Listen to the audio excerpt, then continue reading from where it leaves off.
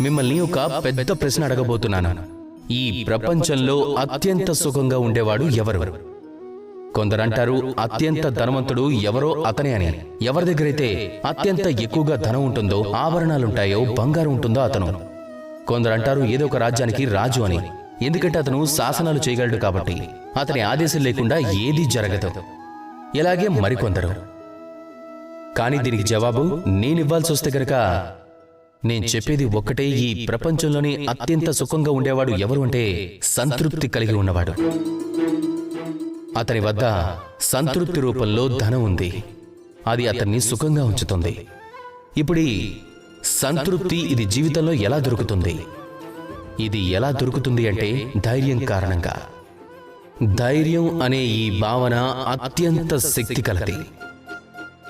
ఈ ధైర్యమే మన భూమిని భూమాతగా మార్చేసింది.